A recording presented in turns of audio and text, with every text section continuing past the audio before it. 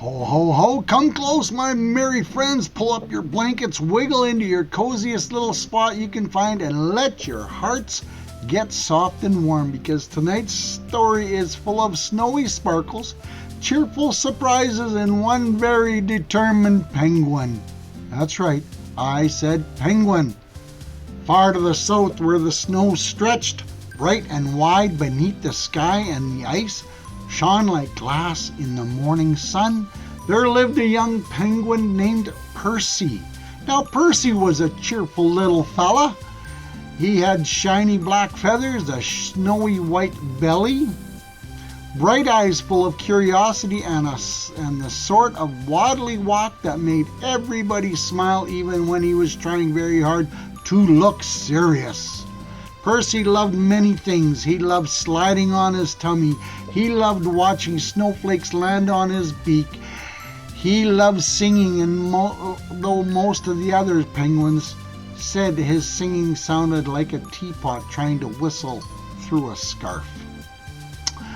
And more than anything else in the whole frozen world, Percy loved winter, which I suppose is exactly what you might expect from a penguin. Now, Percy didn't just love winter because of the ice and snow. No, indeed. He loved it because winter made everything feel magical. The wind painted patterns in the snow. The ice sparkled in the moonlight. The stars seemed brighter. The air smelled clean and crisp. And every morning Percy would step outside, spread his flippers wide, and say, "Good morning, wonderful winter." Sometimes the wind answered by blowing snow right into his face. Percy considered this very friendly. Now, Percy lived in a penguin village called Pebble Point, where all the homes were made of smooth snow walls, polished ice windows, and little curved doorways just the right size for a fine waddler. The village bustled with happy activities. Some penguins fished, some carried shiny pebbles for decorating nests, some practiced belly sliding techniques, and some food, and some stood in groups discussing very important matters such as, was that fish yesterday really as big as I said it was? Percy's best friend was a puffin named Tula. Tula was quick, smart, and had a beak that always looked as though it knew something interesting before the rest of her did. Isn't that interesting? She could swoop beautifully, balance on almost anything, and once stood on one foot atop a drift while eating a berry just because she felt like it. One frosty morning, Percy and Tula stood on a snowy hill overlooking the sparkling sea. Percy sighed happily. Tula glanced at him. "That's your fifth happy sigh in 2 minutes." "I know," said Percy. Winter is splendid." "It is," said Tula, "though you say that every day." "That's because it remains true every day," Tula laughed. Percy looked out across the snowfield, then lowered his voice. "I wish Pebble Point had a real winter festival." Tula blinked. "A what?" "A festival. A winter wonderland. Lanterns, songs, snow sculptures, sparkly ice paths, treats, laughter, everything." Tula tilted her head. "We already have snow." "Yes, but I mean special snow." Tula stared at him for a moment. "Percy, all the snow is special snow." Percy thought about this. "Yes, but I want it to make it more special." Now, my merry friends, whenever someone gets that look in their eye, that sparkly look that says, "I have an idea, and it may grow much bigger very quickly," you can be quite sure an adventure is about to begin. Percy got that look. "I'm going to make a winter wonderland," he declared. Tula looked around at the endless snowy beauty surrounding them. "You do know we are standing in one." Yes, and yes," said Percy, "but this will be a celebration of it. Tula smiled slowly. Well, she said, that does sound rather lovely. So Percy sat to work at once. He began by telling everyone at Pebble Point about his plan. He waddled from house to house saying things like, there shall be sparkling arches, and perhaps a snow slide of unusual magnificence. And do you think fish-shaped lanterns are too much? No, don't answer too quickly. Most of the grown-ups smiled kindly. Old Nana Waddler, who wore a scarf year-round because she claimed it helped her think, nodded and said, that sounds cheerful. Mr. Brisk, a fishmonger, said, as long as no one decorates my sled with glitter again. Percy promised nothing. The younger penguins were thrilled. A festival with slides, music, and snacks, and lights? Percy puffed out his little chest. Yes, all of it. Tula leaned towards him and whispered, you may have overpromised. Percy whispered back, that's part of leadership. Now Percy had big ideas, very big ideas.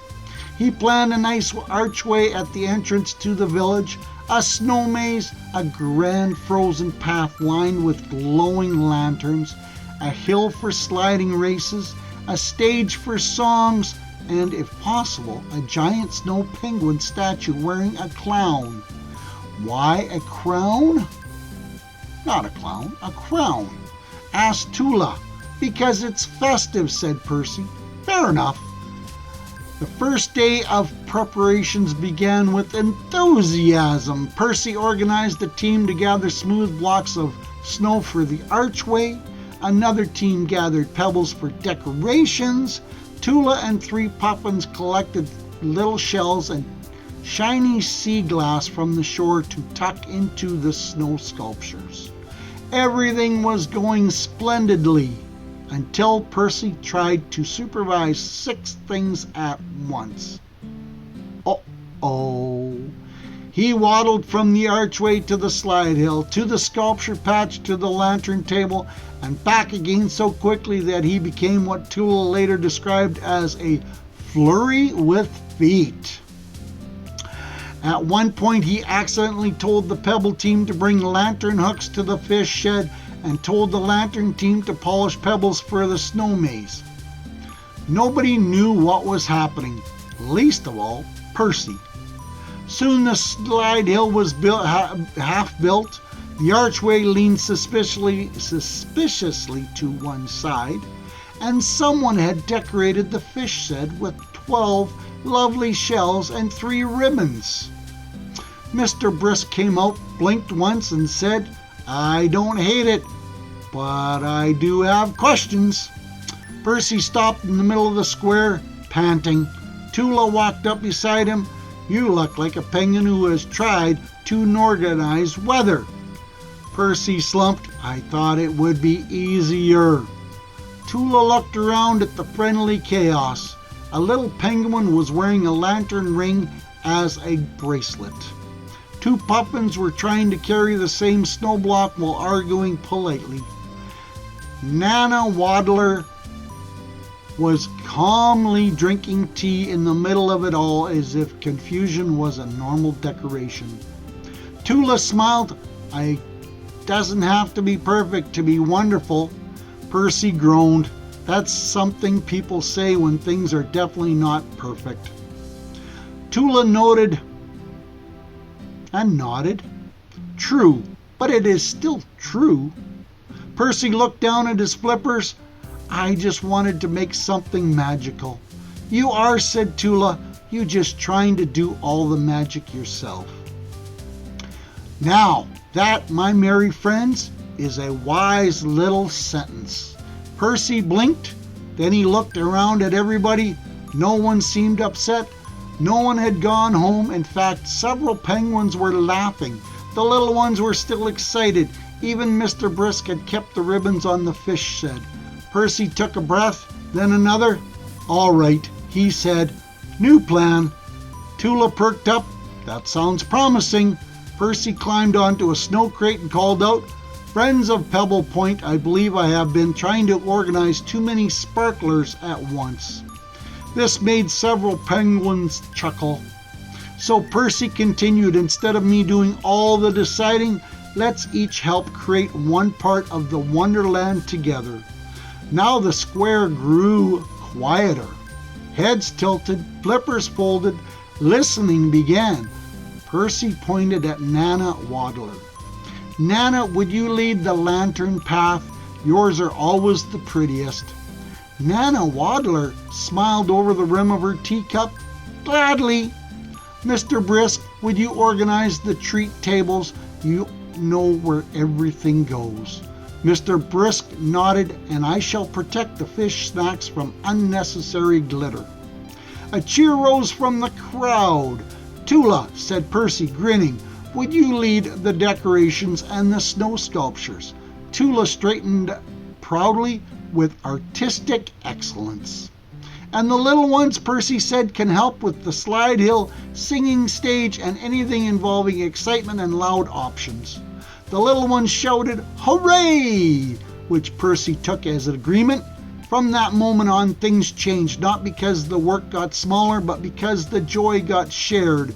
And oh, that makes a difference.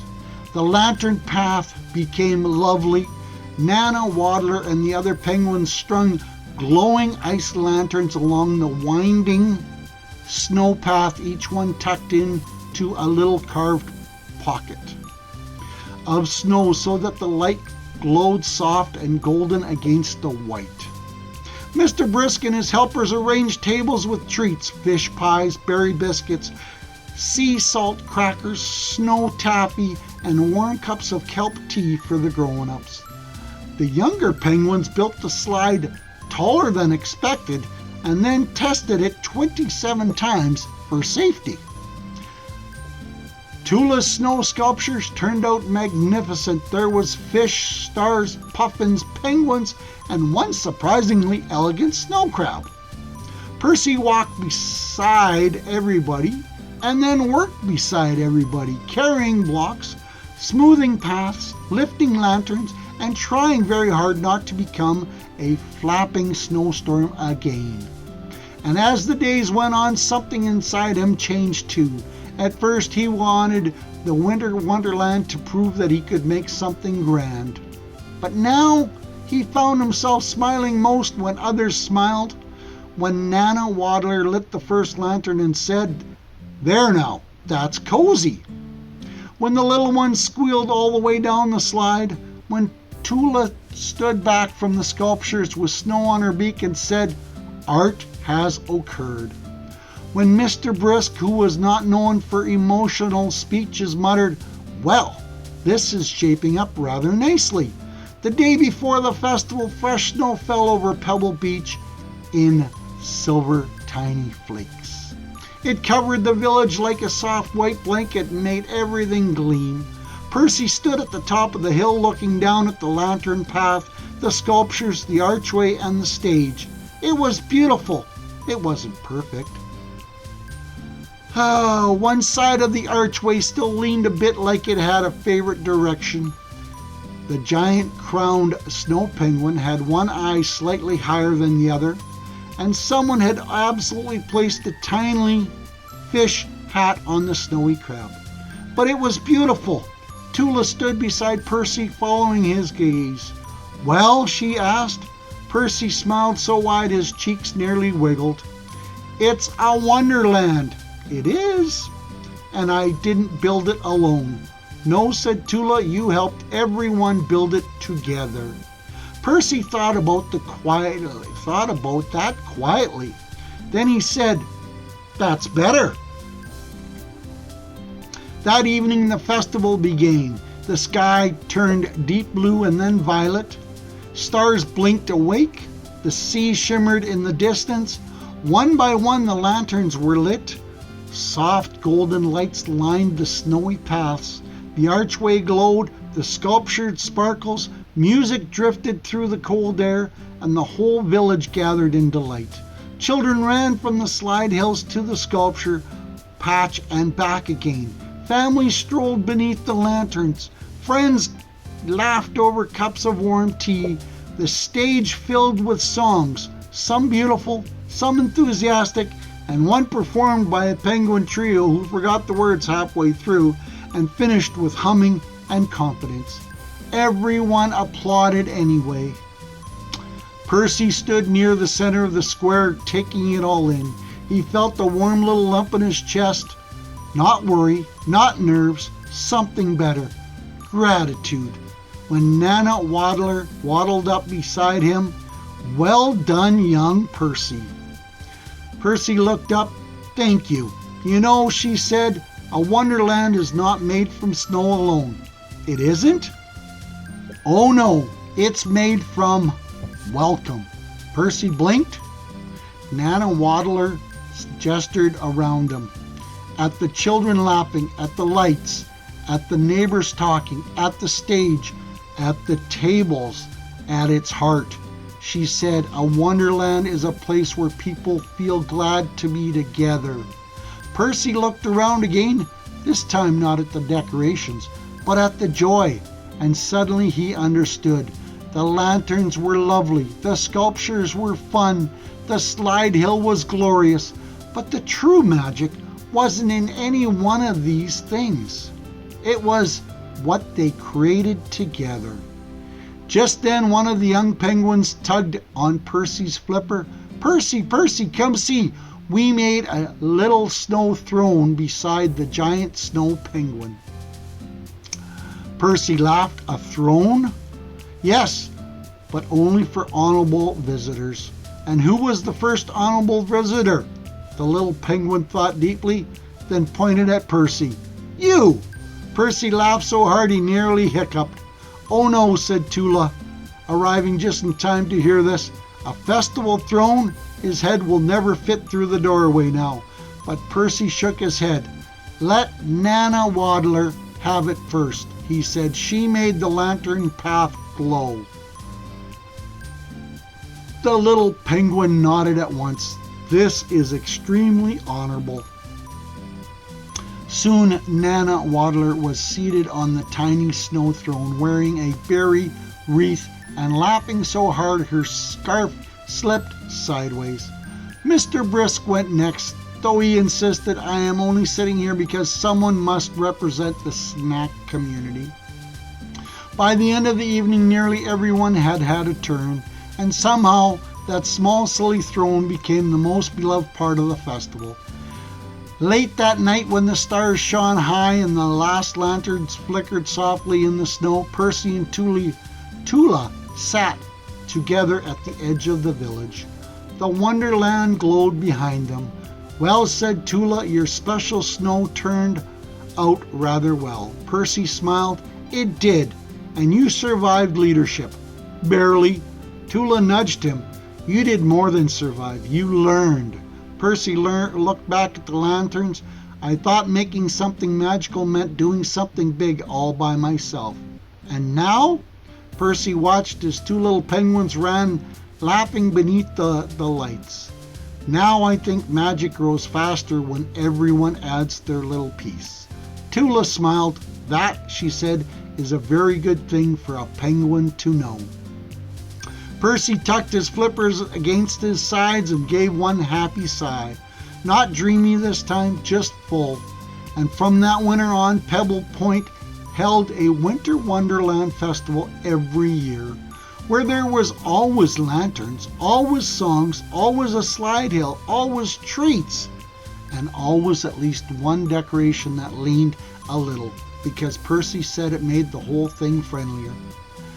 And whenever newcomers asked how the festival began, the older penguins would smile and say it started with a little penguin who loved winter so much he wanted everyone else to feel the magic too.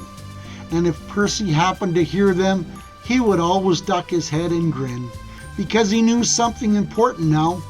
Wonderlands are not built by one perfect penguin. They are built by many kind hearts, many helping flippers, and the simple joy of sharing something beautiful together. Isn't that incredible? Here's the moral of the story. True magic does not come from doing everything alone or making something perfect all by yourself. It comes from sharing ideas, welcoming others, and working together with kindness and joy. When we let others help, listen to good advice, build something with caring hearts, we often create something even more wonderful than we imagined on our own. Wow, what an awesome story, ladies and gentlemen, boys and girls. I hope you come back soon, because Santa will have another story from Storytime by Santa.